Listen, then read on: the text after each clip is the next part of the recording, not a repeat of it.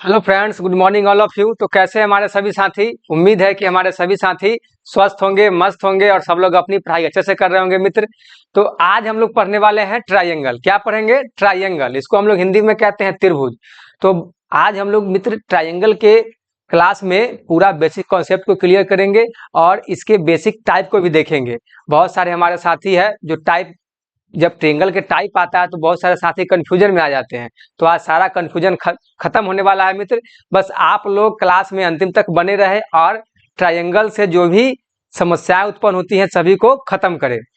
आइए मित्र, तो आज हम लोग इसके बेसिक कॉन्सेप्ट को देखेंगे और ट्रायंगल में अंतर स्पष्ट करना भी सीखेंगे। देखिए, ट्रायंगल को हिंदी में क्या कहते हैं? ट्रायंगल को हिंदी में हम लोग कहते हैं त्रिभुज। क्या कहते हैं मित्र? त्रिभुज कहते हैं। अब प्रश्न उठता है कि त्रिभुज कहते किसको है, त्रिभुज होता क्या है? तो मित्र इसमें क्या बोला है? त्रिभुज एक बहुभुज है। त्रिभुज एक बहुभुज है। बहुभुज कहने का मतलब होता है एक से अधिक भुजा वाला, एक से अधिक भुजा वाला, जिसकी तीन भुजाएं होती है। मतलब बहुभुज का मतलब होता है मित्र एक से अधिक भुजा वाला, और त्रिभुज में क्या होता है? जिसकी तीन भुजाएं होती है और तीन कोण होते हैं। तो आइए मित्र हम लोग इसको एक फिगर ड्रॉ करके समझते हैं।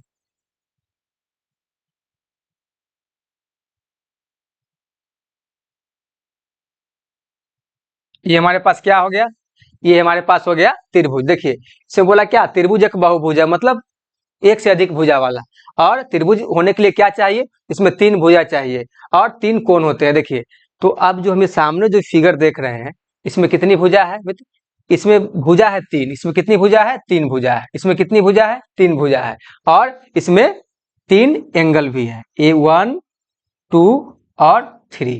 क्या है? इसमें तीन कोण भी है और तीन भुजा भी है। तो हम लोग इसको क्या बोलेंगे? त्रिभुज बोलेंगे। तो सभी साथी को यहाँ तक कॉन्सेप्ट क्लियर है? चलिए हम लोग अब आगे देखते हैं इसमें क्या है। अब इसमें आगे क्या है? Type of triangle. Type of triangle मतलब त्रिभुज के प्रकार। तो त्रिभुज के प्रकार को भी हम लोग एक नजर देखते हैं कि आखिर त्रिभुज के प्रकार होते कौन कौन है, कितने प्रकार होते हैं।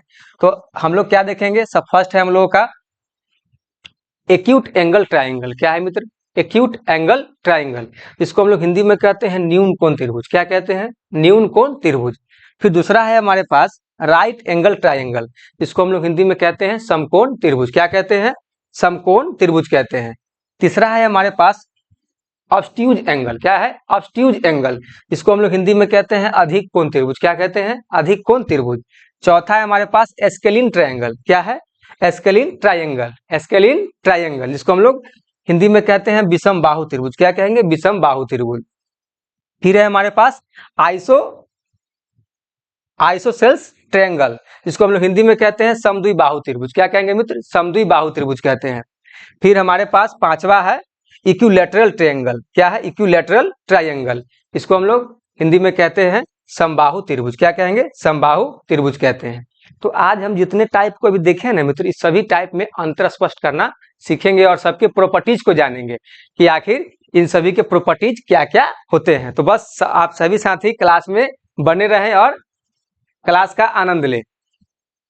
आइए, अब हमारे पास है एक्यूट एंगल ट्रायंगल।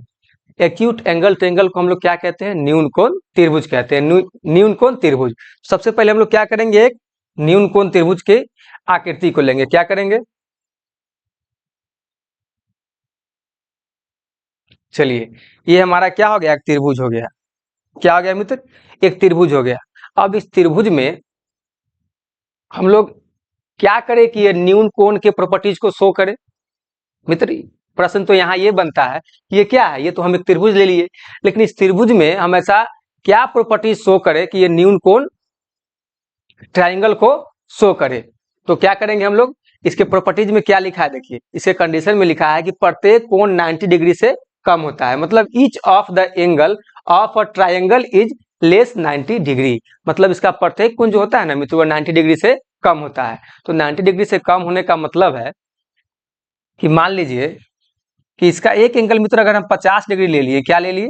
एक एंगल हम 50 डिग्री लिए, तो क्या ये 90 डिग्री से कम है? 90 डिग्री से कम है। अब मान लीजिए कि अभी एक यहाँ एक एंगल बनेगा, तो इसको हम क्या ले लिए? 60 डिग्री, इसको हम मान लेते हैं। तो ये देखिए 90 से कम है, 90 से कम है। लेकिन होता क्या है कि त्रिभुज के सभी कोणों का योग मिलकर कितना होना चाहिए? त्रिभुज के मित्र सभी कोणों का योग मिलकर कितना होना चाहिए, तो वो होता है 180 डिग्री। तो ठीक है, हमको 90 डिग्री से तीनों एंगल का वैल्यू कम लेना है, लेकिन हमको वैल्यू इतना लेना जरूर है ताकि हमको उसको सम करने पर, उसको योग करने पर 180 डिग्री पूरा हो जाए। तो देखिए 50 और 60 को जोड़ेंगे तो कितना आ जाएगा, 50 और 60 को मित्र अगर हम लोग ऐड करेंगे तो कितना आ जाएगा, 50 और 60 को अगर हम लोग ऐड करते हैं तो 110 आ जाएगा। तो हम लोग अभी बचा हुआ जो एंगल है उसको कितना लेंगे, तो 70 डिग्री लेंगे। कितना लेंगे, 70 डिग्री लेंगे। तो देखिए तीनों को ऐड करेंगे तो क्या हो जाएगा, 180 डिग्री। तो ये एक त्रिभुज के कंडीशन को भी फुलफिल कर रहा है, क्योंकि त्रिभुज के सभी कोणों का योग कितना होता है, 180 डिग्री होता है। और यहाँ भी न्यून कोण के प्रॉपर्टीज को क्या कर रहा है, फुलफिल कर रहा है। देखिए न्यून कोण बोल रहा है प्रत्येक कोण 90 डिग्री से कम होता है। अब देखिए इसका 3 कोण हम लोगों ने लिया है, क्या तीनों कोण 90 डिग्री से कम है, तो क्या हो गया, न्यून कोण त्रिभुज हो गया। क्या हो गया, न्यून कोण त्रिभुज, मतलब एक्यूट एंगल ट्रायंगल। तो मित्र अब सवाल ये भी उठता है कि जब इसका तीनों का जब एंगल अलग अलग है तो तीनों का भुजा भी अलग अलग होगा। जब तीनों का एंगल मित्र जब अलग अलग है, तीनों का भुजा भी अलग अलग होगा। तो अगर इसका अगर ए होगा तो इसका बी होगा और इसका सी होगा, क्योंकि इस तीनों का भुजा आपस में बराबर नहीं होगा। तो सभी साथी को यहाँ तक कॉन्सेप्ट क्लियर है। तो देखिए मित्र, कुल मिलाकर कहने का मतलब है कि 0 डिग्री से बड़ा एक्यूट एंगल का प्रॉपर्टीज में 0 डिग्री से बड़ा, और ये क्या थीटा 90 डिग्री से छोटा, मतलब एक्यूट एंगल के प्रॉपर्टीज में 0 डिग्री से बड़ा और 90 डिग्री से छोटा होना चाहिए। तो क्या होगा, एक्यूट एंगल ट्रायंगल होगा। मतलब कहने का मतलब है कि 0 डिग्री और 90 डिग्री के बीच का एंगल जो होगा मित्र, वो क्या हो जाएगा, एक्यूट एंगल ट्रायंगल हो जाएगा। तो अब बताइए कोई भी साथी को कोई दिक्कत, और कोई भी साथी को जरा सी भी कहीं भी कोई दिक्कत हो रही है तो आप लोग बेहिचक कमेंट करें। चलिए दोस्त, कोई दिक्कत नहीं, तो चलिए हम लोग अब आगे बढ़ते हैं। अब आगे में क्या है, राइट एंगल ट्रायंगल है। क्या है, राइट एंगल ट्रायंगल। तो राइट एंगल ट्रायंगल में क्या होगा मित्र, बताइए आप लोग, कमेंट बॉक्स में लिखिए क्या होगा।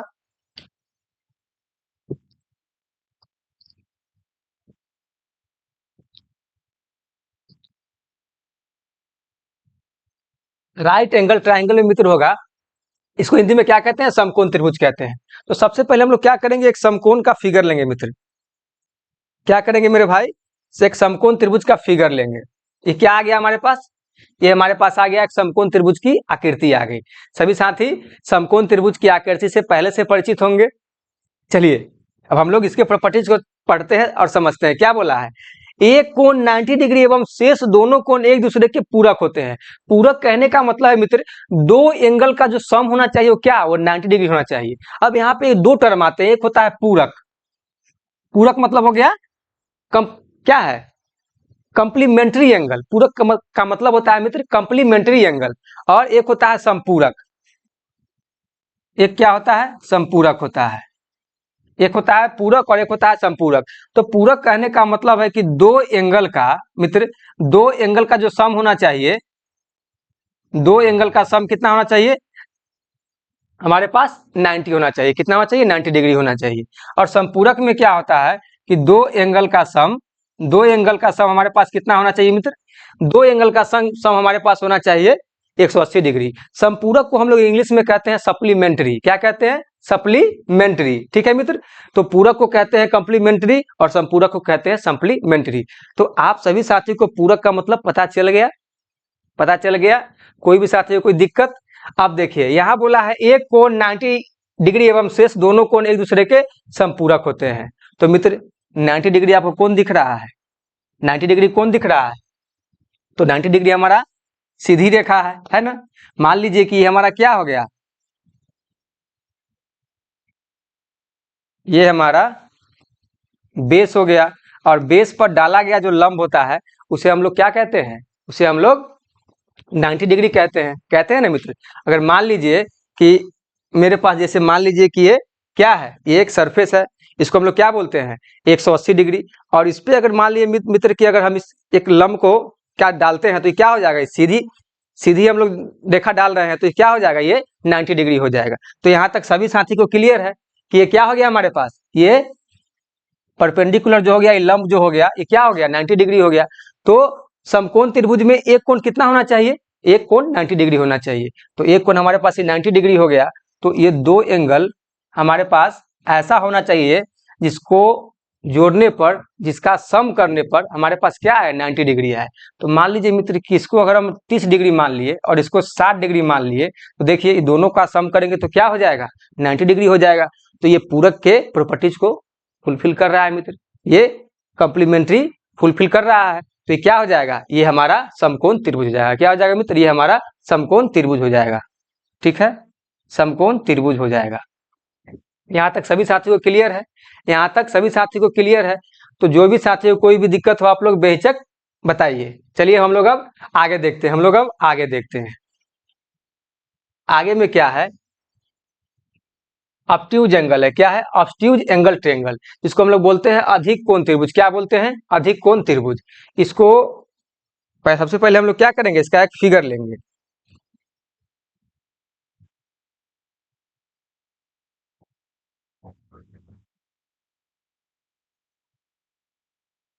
ठीक है,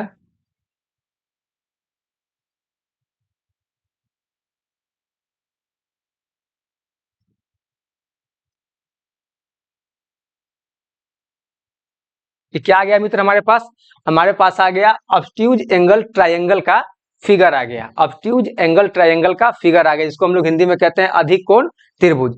तो अब हम लोग इसके कंडीशन को पढ़ेंगे, आखिर इसके कंडीशन में क्या कहा जा रहा है। तो इसके कंडीशन में कहा जा रहा है कि one of the angle is greater than 90 then it is called obtuse angle triangle. कहने का अर्थ है कि कोई भी एक कोण 90 डिग्री से अधिक होता है। तो कहने का मतलब है मित्र कि कोई भी एक कोण क्या है 90 डिग्री से अधिक है। तो ये कोण कितना हो जाएगा, मान लीजिए कि इसको अगर हम लोग 105 डिग्री ले लिए तो क्या हो गया 90 से अधिक हो गया। क्या हो जाएगा, ये 90 से अधिक हो जाएगा, 105 डिग्री। क्लियर है दोस्त, क्या हो गया 90 से अधिक हो गया। तो हमारे पास किसकी प्रॉपर्टीज को शो करने लगा, तो ये हमारे पास अधिक कोण त्रिभुज के प्रॉपर्टीज को शो करने लगा। जब ये 105 हो गया तो ये कितना हो जाएगा, तो हम मान लीजिए कि इसको अगर हम लोग 35 डिग्री ले लिए, और तो हम लोग इसको कितना लेंगे, इसको हम लोग कितना लेंगे, तो हम लोग इसको ऐड कर लेंगे कि कितना बच रहा है 180 डिग्री, तीनों कोणों का योग होना चाहिए। तो इसको ऐड करेंगे तो कितना आ जाएगा 140। तो हम लोग इसका वैल्यू कितना लेंगे मित्र, इसका वैल्यू हम लोग लेंगे 40 डिग्री। तो हम लोग जब इसको ऐड करेंगे, तो कितना आना चाहिए 180 डिग्री आना चाहिए। तो कोई भी सिर्फ एक कोण 90 से बड़ा होना चाहिए, बाद बाकी ये दो कोण कुछ भी हो सकता है, हम लोग कुछ भी मान सकते हैं, या जो क्वेश्चन में दिया होगा वो कुछ भी हो सकता है, बस एक कोण इसमें 90 से बड़ा होना चाहिए। तो यहाँ तक सभी साथियों को क्लियर है। तो इसका बेसिक कहने का मतलब, इसका बेसिक कॉन्सेप्ट कि 90 डिग्री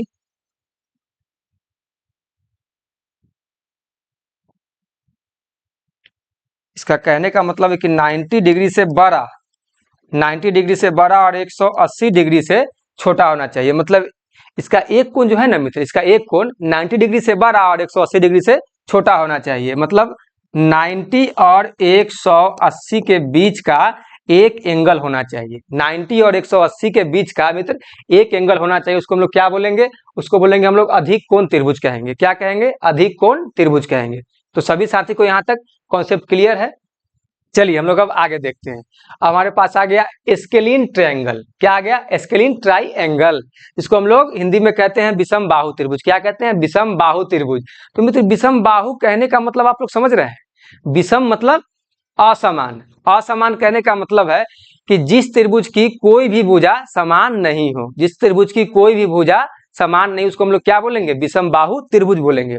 तो देखिए इसमें भी हम लोग क्या करेंगे, एक फिगर ले लेंगे। ठीक है, इसमें भी हम लोग क्या करेंगे, एक फिगर ले लेंगे। ठीक है, एक फिगर हम लोग ले लिए। अब देखिए ये हमारे पास क्या आ गया, त्रिभुज आ गया। हम लोग अब इसमें इसके क्या प्रॉपर्टीज को फुलफिल करें जो ये विषम बाहु अपना शो करे। मान लीजिए मित्र अभी हम लोगों ने त्रिभुज तरह तरह के लिया, तो हम बहुत सारे साथी कंफ्यूज हो जाते हैं कि यार ये कौन सा त्रिभुज है। तो क्वेश्चन में दिया रहता है कि इसका वैल्यू इतना है, इसका एंगल इतना है, तो हम लोग उसे क्या करते हैं, इसके प्रॉपर्टीज के आधार पर हम लोग त्रिभुज को आइडेंटिफाई करते हैं, त्रिभुज को आइडेंटिफाई करते हैं कि आखिर ये त्रिभुज का कौन सा टाइप है। तो देखिए यहाँ क्या बोला, स्केलिन ट्रायंगल, जिसको हम लोग बोलते हैं विषमबाहु त्रिभुज। और विषमबाहु त्रिभुज के प्रॉपर्टीज में क्या कह रहा है कि सभी भुजाएं आपस में असमान होती है। कहने का मतलब है कि अगर ए भुजा, कहने का मतलब है मित्र कि अगर इस भुजा को अगर हम ए से डिनोट करते हैं तो हम लोग इसको ए से डिनोट नहीं कर सकते हैं। क्यों? क्योंकि इस भुजा की जो लंबाई होगी इस भुजा से क्या होगी, भिन्न होगी, और इस भुजा से भी भिन्न होगी। मतलब ये तीनों भुजा आपस में असमान है। असमान कहने का मतलब है कि इसका अगर लंबाई मित्र अगर मान लीजिए कि 4 है, इसका अगर लंबाई 4 है तो इसका 3 भी हो सकता है और इसका 5 हो सकता है। ठीक है मित्र, अगर इसका 4 होगा तो इसका 5 हो सकता है और इसका 2 भी हो सकता है, मतलब कुछ भी हो सकता है। कहने का मतलब है कि इसका कुछ भी हो सकता है, तीनों का आपस में बराबर नहीं होगा। तो हम लोग क्या करेंगे, इसको अगर ए मानते हैं तो इसको बी मान लेते हैं और इसको सी मान लेते हैं। क्लियर है दोस्त, यहाँ तक क्लियर है? तो इसी तरीके से इसके जो एंगल भी होंगे ना मित्र, इसके जो एंगल भी होंगे वो कभी बराबर नहीं होंगे। अगर मान लीजिए कि इसके एंगल को अगर हम एक एंगल को 50 डिग्री ले लेते हैं, अगर इसके एंगल को अगर हम लोग एक 50 डिग्री ले लिए तो इसके एक एंगल को हम लोग क्या माने, इसके भी हम एक एंगल को 70 मान लेते हैं, 70 डिग्री मान लिए। तो हम लोग क्या करना है, हम लोग को ऐसा एंगल मानना है कि तीनों एंगल के सम हमारे पास कितना निकल के आए, 180 डिग्री आए। तो 70 और 50 मुझे कितना हो गया, 120 आ गया। तो कितना बच रहा है, 60 डिग्री बच रहा है। तो अब देखिए इस तीनों में से कोई एंगल जो है जो बराबर है नहीं है। तो असमान कहने का मतलब होता है कि न इसका कोण बराबर होगा और ना ही इसका भुजा बराबर होगा। क्लियर है सभी साथी को, क्लियर है? और आप लोग इसके बेसिक कॉन्सेप्ट को इसके नाम से ही समझ सकते हैं। जहां भुजा बराबर होगा मित्र वहीं ना एंगल भी बराबर होगा, जहां भुजा बराबर होगा वहीं एंगल बराबर होगा। और यहाँ जब भुजा ही बराबर नहीं है तो फिर एंगल कहाँ से बराबर होगा? तो यहाँ तक सभी साथियों क्लियर है? क्लियर है। तो इसका अगर मान लीजिए कि अगर हम ए से डिनोट करते हैं एक भुजा को तो इसकी दूसरी भुजा को किससे डिनोट करेंगे, बी से करेंगे, और इसकी तीसरी भुजा को किससे करेंगे, सी से डिनोट करेंगे, क्योंकि तीनों का वैल्यू अलग अलग आएगा, तीनों का वैल्यू अलग अलग आएगा। तो यहाँ तक सभी साथियों क्लियर है? चलिए हम लोग अब आगे देखते हैं। आगे क्या है हमारे पास, आगे क्या है हमारे पास, आइसोसेलेस ट्रायंगल। क्या है, आइसोसेलेस ट्रायंगल। इसको हम लोग हिंदी में क्या कहते हैं, समद्विबाहु त्रिभुज। समद्विबाहु कहने का मतलब मित्र आप लोग समझ रहे हैं, समद्विबाहु मतलब जिसकी दो भुजा समान हो। समद्विबाहु मतलब जिसकी दो भुजा आपस में समान हो, उसको हम लोग क्या बोलेंगे, समद्विबाहु त्रिभुज बोलेंगे। उसको क्या बोलेंगे हम लोग, आइसोसेलेस ट्रायंगल बोलेंगे। क्या बोलेंगे, ट्रायंगल बोलेंगे। ठीक है, तो हम लोग अब इसके पहले एक फिगर को ले लेते हैं। ठीक है, इसके हम लोग पहले एक आकृति को ले लेते हैं और इस आकृति से हम लोग क्या करेंगे, समझेंगे। ठीक है, अब देखिए इसके कंडीशन को देखिए, इसके प्रॉपर्टीज को देखिए, आखिर ये क्या बोल रहा है। ये बोल रहा है कि a triangle in which at least 2 sides are equal is called isosceles triangle. मतलब कह रहा है कि एक त्रिभुज में कम से कम दो भुजा क्या होना चाहिए, आपस में बराबर होना चाहिए। उसे हम लोग क्या कहेंगे, उसे हम लोग समद्विबाहु त्रिभुज कहेंगे। क्या कहेंगे, समद्विबाहु त्रिभुज कहेंगे। इन दिस ट्रायंगल मतलब यह ट्रायंगल में, यह त्रिभुज में the angle opposite to the congruent side are also equal. कहने का मतलब इसका जो कॉन्ग्रुएंट साइड है ना वो भी क्या होना चाहिए, आपस में बराबर होना चाहिए, मतलब बराबर इक्वल होना चाहिए। तो हम लोग देखिए यहाँ पे हिंदी वाला टर्म को भी समझ लीजिए, हिंदी वाले टर्म को भी हम लोग समझ लेते हैं। कोई दो भुजाएं आपस में समान होती है एवं समान भुजाओं के विपरीत कोण भी समान होते हैं। कहने का मतलब है कि जो हम लोग अभी पढ़े कॉन्ग्रुएंट साइड, वही क्या होते हैं, कॉन्ग्रुएंट साइड। कहने का मतलब है कि दोनों का जो विपरीत जो कोण है वो क्या है, आपस में समान है। तो हम लोग इस फिगर से समझेंगे। देखिए मित्र, इसमें बोला है कि कोई दो भुजा आपस में समान होती है। तो दो भुजा कहने का मतलब है कि ये भुजा अगर ये है तो ये भुजा भी ये होगा। मित्र अगर इस भुजा का अगर हम लोग ए से डिनोट करते हैं तो इस भुजा को भी हम लोग ए से डिनोट करेंगे। क्यों, क्योंकि ये दोनों भुजा आपस में क्या है, समान है। अब क्या बोला है, एवं समान भुजाओं के विपरीत कोण भी समान होते हैं। तो कहने का मतलब है मित्र कि इस भुजा के सामने कौन सा एंगल बन रहा है, ये वाला एंगल बन रहा है। इस भुजा के सामने कौन सा एंगल बन रहा है, ये वाला एंगल बन रहा है। और इस भुजा के सामने कौन एंगल बन रहा है, ये वाला एंगल बन रहा है। तो मान लीजिए मित्र कि इसका अगर वैल्यू अगर हम 70 डिग्री मानते हैं, इस एंगल का वैल्यू अगर हम 70 डिग्री मानते हैं तो इस एंगल का भी तो वैल्यू हम 70 डिग्री मानेंगे। क्यों, क्योंकि जब आमने सामने की भुजा का जो विपरीत कोण बन रहा है वो क्या है, बराबर है। दोनों क्या है, बराबर है। क्योंकि आप बोला है ना कि एवं समान भुजाओं के विपरीत कोण भी समान होते हैं। क्या होते हैं? समान भुजाओं के विपरीत कोण भी सॉरी समान भुजाओं के विपरीत कोण भी समान होते हैं। तो समान भुजा के विपरीत कोण जो बन रहा है, इसके सामने ये और इसके सामने ये दोनों क्या है? समान है।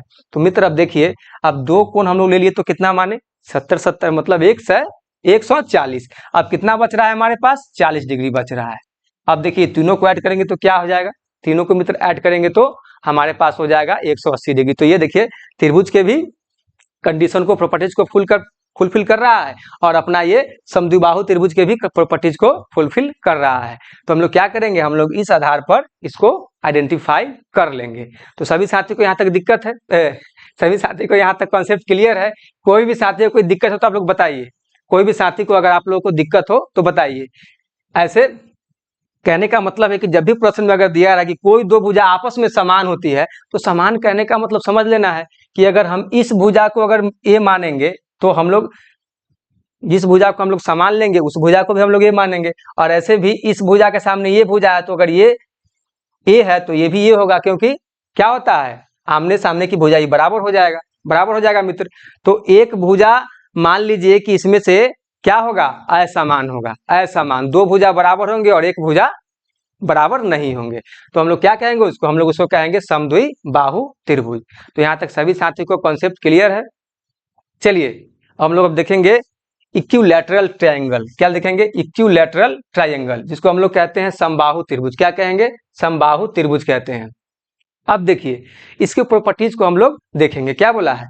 A triangle in which all the three sides are equal is called as an equilateral triangle. इसमें बोला है कि एक त्रिभुज में सभी तीन जो साइड होते हैं वो क्या होते हैं? जो सभी जो तीन भुजा होते हैं वो क्या होते हैं? बराबर होते हैं। उन्हें हम लोग क्या कहते हैं? इक्विलैटरल ट्रायंगल कहते हैं। इक्विलैटरल ट्रायंगल कहते हैं, मतलब समबाहु त्रिभुज कहते हैं। In this triangle each angle is equal to 60 degree in this triangle, मतलब इस त्रिभुज में प्रत्येक कोण 60 डिग्री के क्या होते हैं? बराबर होते हैं। कहने का मतलब है मित्र कि इस समबाहु त्रिभुज के जो एंगल होंगे वो क्या होंगे? तीनों 60 डिग्री में 60 डिग्री के बराबर होंगे। तीनों का तीनों एंगल जो होगा वो क्या होगा? 60 डिग्री होगा। इन angles opposite to the congruent side are also equal. कहने का मतलब है कि इसका जो कॉन्ग्रुएंट साइड जो होगा ना, जो मतलब इसका विपरीत कोण, वो भी क्या होगा? आमने सामने की जो भुजा के सामने जो मान लीजिए कि आमने सामने की जो भुजा का विपरीत कोण बनेगा वो भी क्या होगा? वो भी हमारा समान होगा। क्या होगा? समान होगा। तो देखिए हम लोग पहले इसका फिगर ड्रॉ कर लेते हैं मित्र। इक्विलैटरल का हम लोग क्या करेंगे? फिगर ड्रॉ कर लेते हैं। देखिए फिगर ड्रॉ कर लिए, लग रहा है ना इसके तीनों भुजा समान? तीनों भुजा मित्र समान लग रहा है। तो हम लोग क्या करेंगे? देखिए तो हमारा त्रिभुज है। अब त्रिभुज के प्रॉपर्टीज, अब मान लीजिए कि हमको यहाँ बोला समबाहु त्रिभुज, अब हम लोग इसके प्रॉपर्टीज को फुलफिल करेंगे तो हमारा क्या हो जाएगा? ये समबाहु त्रिभुज बन जाएगा। तो बोला है प्रत्येक तीन भुजा समान होती है। समान कहने का मतलब है कि अगर ये भुजा ए है तो ये भुजा भी ये होगा, ये भुजा भी ये होगा। अगर इसकी अगर एक भुजा को अगर हम लोग ए से मित्र अगर डिनोट करते हैं तो इसके तीनों भुजा को हम लोग किससे डिनोट करेंगे? ए से डिनोट करेंगे। क्यों करेंगे? क्योंकि इसके प्रॉपर्टीज में कह रहा है कि इसकी तीनों भुजा आपस में बराबर होती है। क्या होती है? तीनों भुजा आपस में बराबर होती है। जब तीनों भुजा आपस में बराबर होती है तो इसके प्रत्येक कोण भी बराबर होते होंगे। क्या? क्योंकि जब भुजा बराबर है तो कोण भी बराबर होंगे। तो कोण का वैल्यू कितना दिया है कि इसके तीनों कोण का वैल्यू कितना होता है? 60 डिग्री होता है। अगर एक कोण 60 है तो ये कोण भी 60 डिग्री होगा, ये वाला कोण भी 60 डिग्री होगा। तो देखिए मित्र टोटल मिला के कुल मिला के कहने का मतलब है कि समबाहु त्रिभुज में इसकी तीनों भुजा और तीनों कोण क्या होते हैं? आपस में बराबर होते हैं। क्या होते हैं? आपस में बराबर होते हैं। तो बताइए कोई भी साथी कोई दिक्कत बताइए मित्र। उम्मीद है कि हमारे सभी भाई बहन को अच्छे से कॉन्सेप्ट क्लियर हो गया होगा। अब त्रिभुज में कोई भी टाइप को लेकर के कोई भी समस्याएं हमारे साथियों को नहीं रहेगी। तो दोस्त आप लोगों को क्लास अच्छा लगे तो आप लोग अपने दोस्तों में इसको ज्यादा से ज्यादा शेयर करिए ताकि सभी लोग का कॉन्सेप्ट क्लियर हो सके। तो मित्र अगर आप मित्र अब हम लोग नेक्स्ट क्लास में मिलेंगे और नेक्स्ट टॉपिक को लेकर के। तो दोस्त आज के लिए इतना ही, फिर मिलते हैं। धन्यवाद।